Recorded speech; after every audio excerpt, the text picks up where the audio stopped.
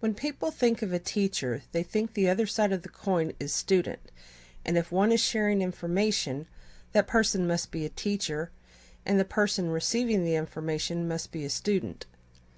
To teach means to show or explain how to do something, and in word association, most people would associate the word learn as its opposite.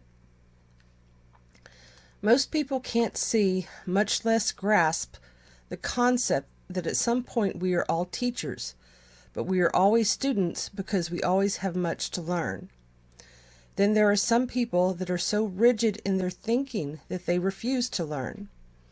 When someone thinks they have all the information required to shape their Hapim's own perceptual reality, then they can develop an aversion to the word teacher, which is only an inhibitor to their own cognitive growth.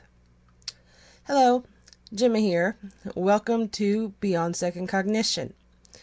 This quote that I just read is from my book Advanced Teachings, and I want to talk about some of the insights I've had since I wrote the book. So today's presentation is Learning Starts When. In Endell's last video, he told you all that I would be doing a video and sharing more of my experiences, and I will. It just won't be this video. The next video I will be sharing because I have a push to do so. It's not going to be a scripted video, and more than likely it will be lengthy because there's a lot of information to be gathered from it. It might take a couple of days for me to put it together, so I will continue with this presentation. In a recent discussion with my Out There crew, we were asking them about teaching, and they said to us, "You don't teach others to teach others. You teach others to teach themselves." In contemplating this, I came to realize that teaching has more to do with the student than it has to do with the teacher. Everyone has the capability to learn, but does everyone choose to learn when a learning opportunity is presented? In a lot of cases, yes, but in a lot of cases, no.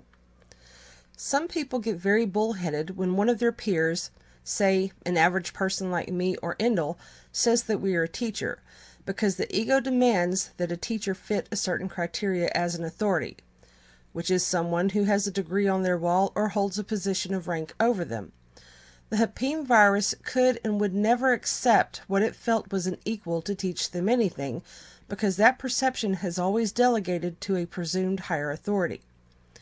Those who are reading or have read our books and use the tools we supply for the reader's use illustrate that a peer, an average Joe or Jane, can possess a wealth of valuable knowledge, but the filtering system established by our authoritarian system of control prevents most people from acknowledging this.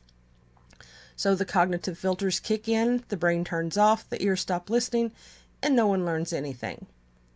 In our work, we've discussed the perceptual filters that we all use, and one of the most stringent perceptual filter I've seen that probably goes unnoticed by others is the filters that one doesn't need a teacher. What is so destructive about this filter is by making the admission that one doesn't need a teacher, they exclude the most important teacher of them all, and that is themselves.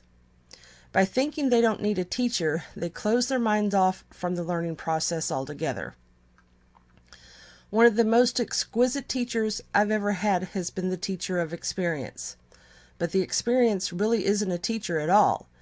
It is just the catalyst to not necessarily teach me something, but to give me the opportunity to learn, but only if I choose to capitalize on the opportunity. I've had many teaching experiences that I learned absolutely nothing, because my filters and my mindsets didn't allow me to see the potential for learning. I felt an internal push to share this information this evening because everything we've shared has been an opportunity for learning by those that choose to see and acknowledge what we share. In my book Advanced Teachings, I stated in the book that I'm not a teacher. Shortly after I published the book, I came to the realization that yes, I am a teacher, but so are you. I don't teach by rote. I teach by sharing my path and examples of the learning opportunities I capitalized on within my realm of experience. I teach by example of what can happen internally and externally by capitalizing on the learning experiences. My life, as it stands right now, is enriched by learning because I make the choice to teach myself and to actively learn by seeking a larger perceptual view than I had the day before.